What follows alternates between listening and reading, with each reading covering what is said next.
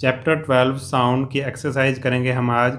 इससे पहले मैंने आपको ये चैप्टर कंप्लीट करवा दिया है, 4 वीडियो इसके बने थे, आपने वो वीडियो देख लिए होंगे। उसके बाद ही आप इस एक्सरसाइज को देखना। तो सबसे पहले है भाई फिलिंग द ब्लैंक्स।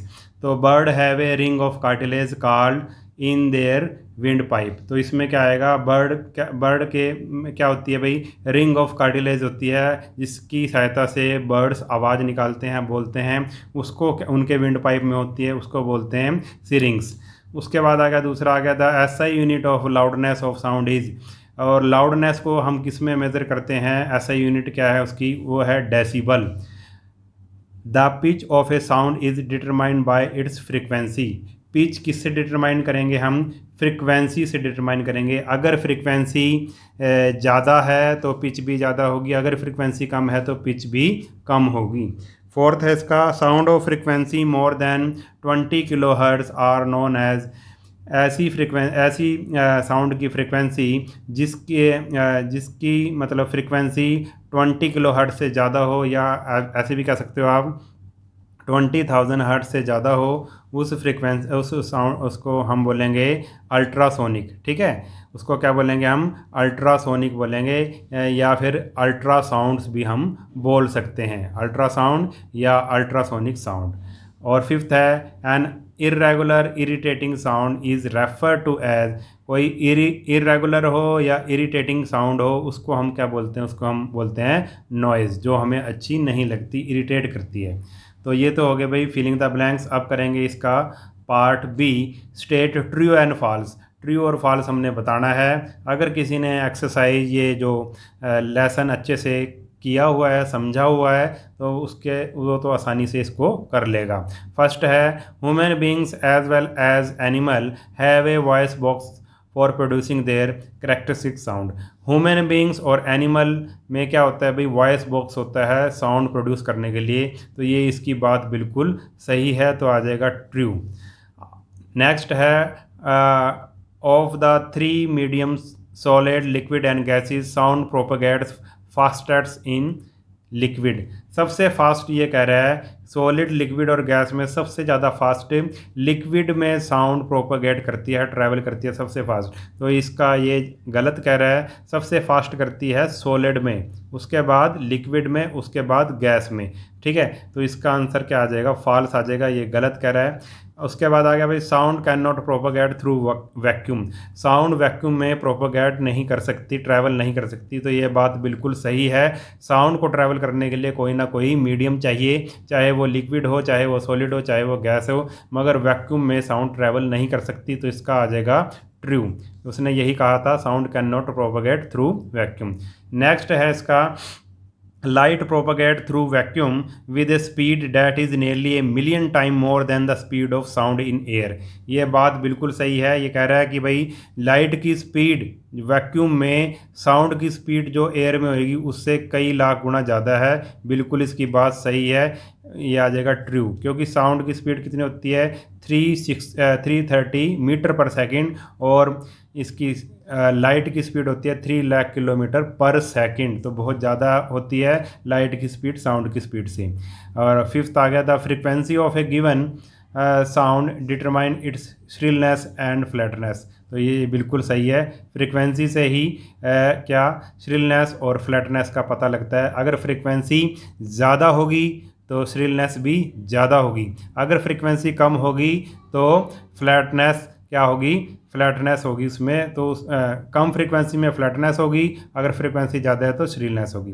यानी कि अगर ज़्यादा फ्रीक्वेंसी है तो आवाज़ श्रिलनेस ज़्यादा होगी, आवाज़ पतली होगी। अगर कम फ्रीक्वेंसी है तो आवाज़ भारी होगी, मोटी होगी। ठीक है, तो इसकी बात सही है।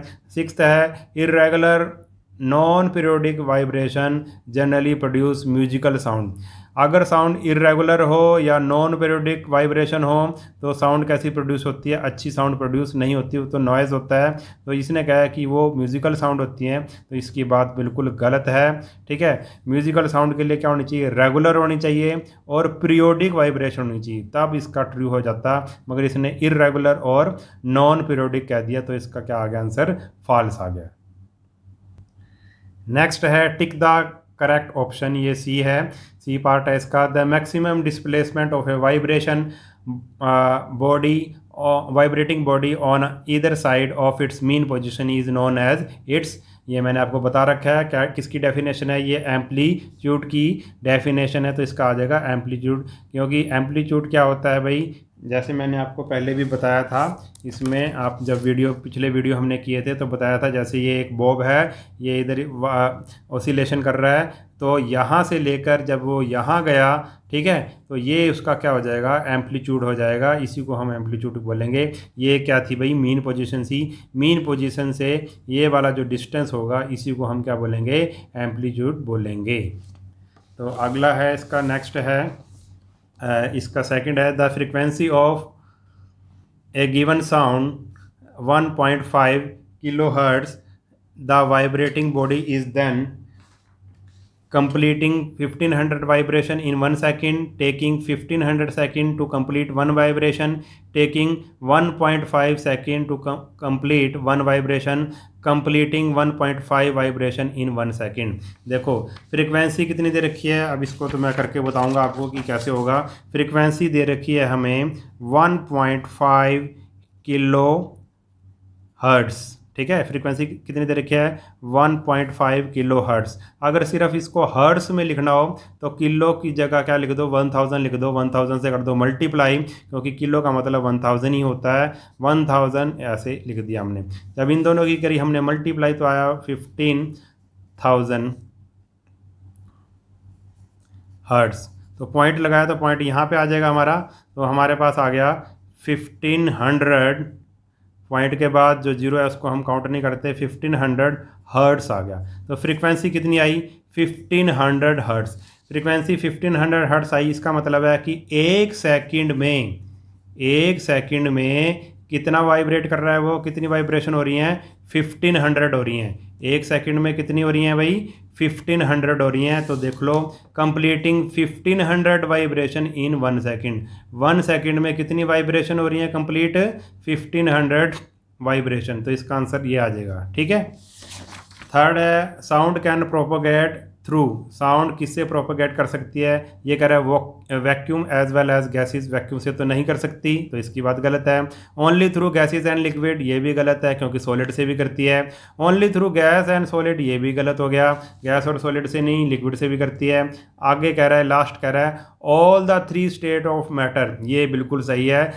3 स्टेट ऑफ मैटर क्या है, लिक्विड सॉलिड गैस, तीनों से ही क्या करती है, साउंड प्रोपोगेट करती है, तो ये हमारा आंसर सही होगा।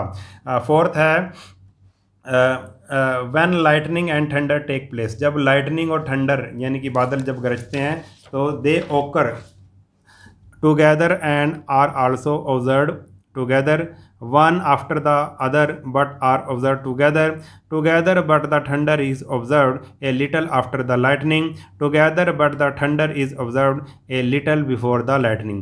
देखो जब बादल गरजते हैं और बिजली चमकती है, ये जो घटना होती है एक साथ होती है, टुगेदर होती है, ठीक है, ये तो आ गया टुगेदर।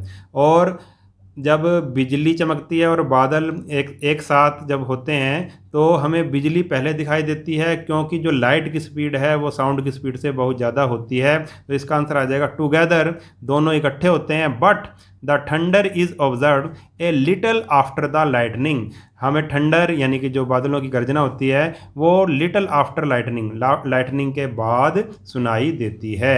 तो इसका आंसर आ जाएगा ये वाला, ठीक है। और फिफ्थ है इसका, a given sound is inaudible to the human ear, we can then say that this is so. अब ह्यूमन जो ईयर है उसको कौन सी इनऑडिबल होती है sound, only because it's amplitude is so small, अगर उस साउंड का एम्पलीट्यूड है वो बहुत स्मॉल हो, बहुत कम हो। Only because its frequency is below 20 hertz, only because its frequency is about 20 kilo hertz, because, और फोर्थ है, because it has any one or more of the 3 characteristics listed above. देखो हमें साउंड कब नहीं सुनाई देगी, या तो उस साउंड का जो एम्पलीट्यूड है वो बहुत कम हो, तो ये ठीक है, एम्पलीट्यूड अगर कम होगा, अगर मैं देखो पेंसिल को थोड़ा सा इस पे बुक पे मारता हूँ और कोई दूर खड़ा है तो उसको बिल्कुल भी सुनाई नहीं देगी, यानी कि इसका एम्पलीट्यूड बहुत कम है, तो तब हमारी आवाज़ सुनाई नहीं देगी। और कब नहीं सुनाई देती आवाज़? जब फ्रिक्वेंसी क्या हो साउंड की 20 हर्ट्ज से कम हो, ये भी बिल्कुल सही है। या फिर फ्रिक्वेंसी 20 किलो हर्ट्ज से ज़्यादा हो, ये भी बिल्कुल सही है। तो इन तीनों केस में हमें आवाज़ सुनाई नहीं देगी, तो इसका आंसर आ जाएगा ये, because it has any one or more of 3 characteristics listed above. ये तीनों या तो एक हो या इन तीनों में से कोई भी हो, ठीक है। ये तीनों ऐसे केस हैं जब हमें आवाज़ सुनाई नहीं देती।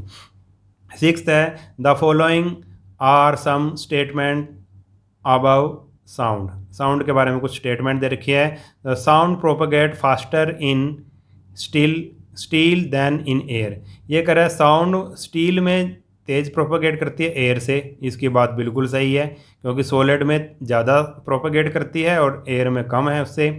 Sound are produced through vibration, हाँ बिल्कुल सही है, वाइब्रेशन से ही साउंड प्रोड्यूस होती है। Sound propagate faster than light, तो ये बात तो इसकी क्या होगी, गलत होगी। साउंड लाइट से भी तेज प्रोपगेट करती है, नहीं, लाइट साउंड से ज़्यादा तेज प्रोपगेट करती है। और 4th है, sound does not require a medium for its propagation. Sound को प्रोपगेट करने के लिए, ट्रैवल करने के लिए कोई किसी मीडियम की ज़रूरत नहीं है। नहीं भाई, ज़रूरत तो है, तो ये भी हो गया इसका गलत, क्योंकि साउंड को ज़रूरत है प्रोपगेट करने के लिए किसी मीडियम की।